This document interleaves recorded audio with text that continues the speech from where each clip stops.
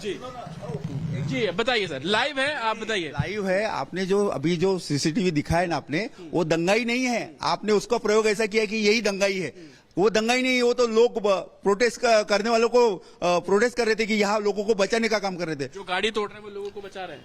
हाँ, जो प्रोटेस्ट हुआ, वो जो लोग मार रहे थे उनको ये यहाँ आके बचाने वाले लोग हैं। आप गलत गाड़ी तोड़ते हुए जो तस्वीरें चल रही है, वो तस्वीरें क्या वो लोगों को बचा रहे हैं? गाड़ी तोड़ने वाले नहीं है। आपने जो माप खड़ा है, हम लोग जो बचाव में खड़े थे यहाँ पे, तस्वीरें हम दिखा रहे हैं, उसमें ये सफेद गाड़ी है, इसके ऊपर लोग पत्थर जो है वो मारते हुए नजर आ रहे हैं। चलिए सर, मैं बात कर रहा था कि लोग जो है वो पत्थरबाजी कर रहे हैं। आप वास्तविकता दिखाइए, ये फालतू की ये मत करिए, समझे क्या?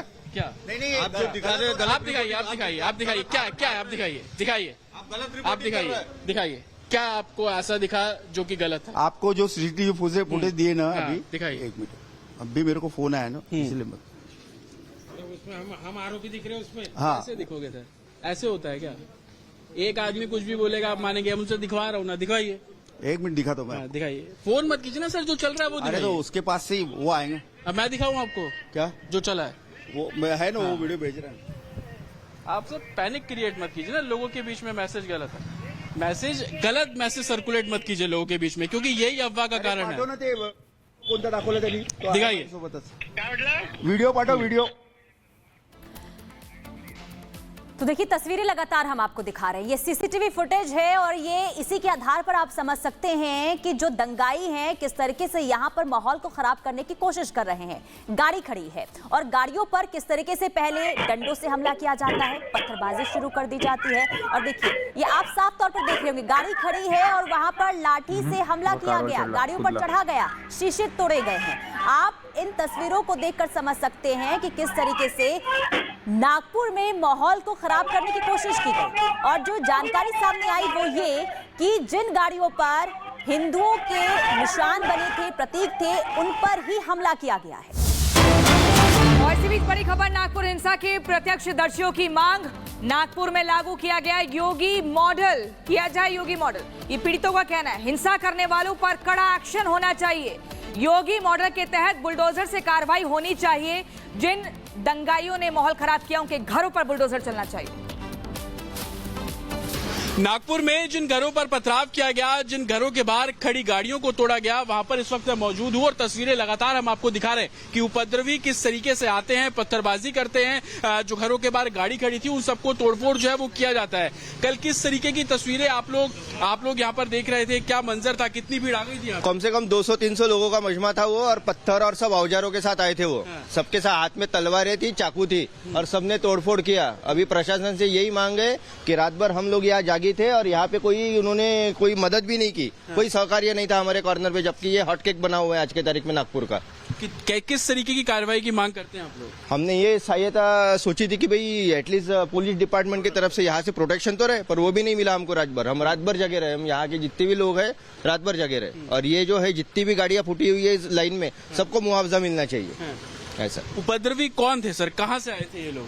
ये कुछ हम बता नहीं सकते सर। हमारे घर में जब लेडीज थी, हम लोग तो अपने काम पे थे, दुकानदारी पे, कोई सर्विस पे, कोई किसके ऊपर। प्लान वर्किंग था सर, ये पूरे प्लान करके आए थे, क्योंकि पेट्रोल बम के साथ में आए थे वो यहाँ पे। कि योगी मॉडल फॉलो होना चाहिए, बुलडोजर होना चाहिए, वो करना ही चाहिए सर, बिल्कुल करना चाहिए। कैसी सजा मिलनी चाहिए लोगों को? बुलडोजर चलना चाहिए, टिट टू टाइट।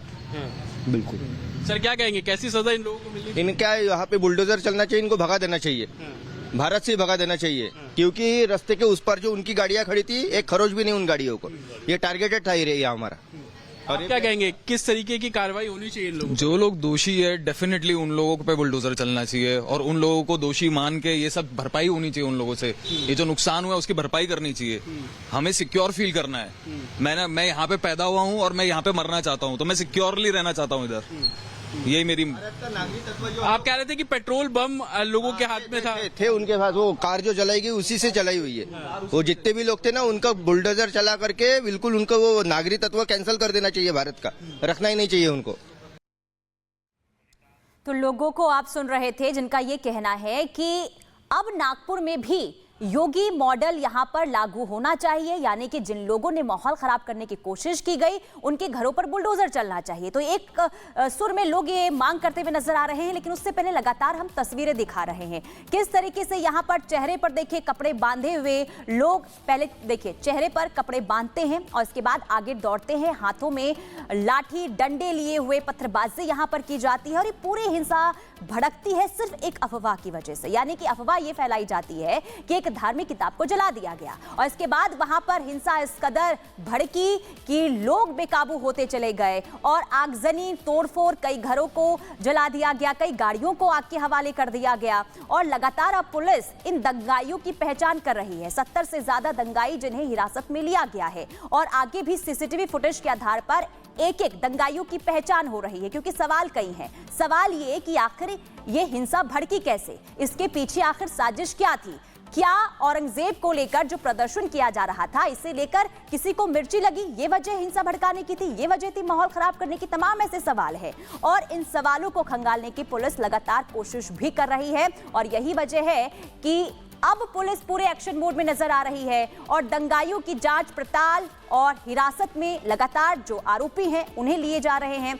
लेकिन सवाल भी कई, सवाल ये कि नागपुर में दंगा आखिर किसकी मंशा थी? क्या इसके पीछे, नागपुर में हिंसा में क्या किसी का हाथ था? क्या इसके पीछे सुनियोजित तरीके से साजिश रची गई? नागपुर को आखिर किसने सुलगाया? ये तमाम बड़े सवाल। और औरंगजेब के खिलाफ प्रदर्शन से आखिर कौन जला है, किसे मिर्ची लगी है? और रिपब्लिक भारत लगातार ये सवाल भी पूछ रहा है कि हिंसा पर विपक्ष की सियासत आखिर क्यों? क्योंकि एक तरफ लगातार देखिए माहौल खराब है तो दूसरी तरफ विपक्ष की तरफ से सवाल उठाए जा रहे हैं। इस हिंसा को लेकर कई तरह के सवाल उठाए जा रहे हैं, लेकिन महाराष्ट्र सरकार साफ तौर पर यह कह चुकी है कि जो भी दंगाई हैं उन्हें छोड़ा नहीं जाएगा, उन्हें बख्शा नहीं जाएगा। लगातार कार्रवाई भी हो रही है और अलग अलग ये तस्वीरें आपको दिखा रहे हैं। आप इन तस्वीरों के जरिए आप खुद समझ सकते हैं कि जो माहौल खराब नागपुर में हुआ है आखिर ये सोची समझी साजिश थी और सोची समझी साजिश के तहत ही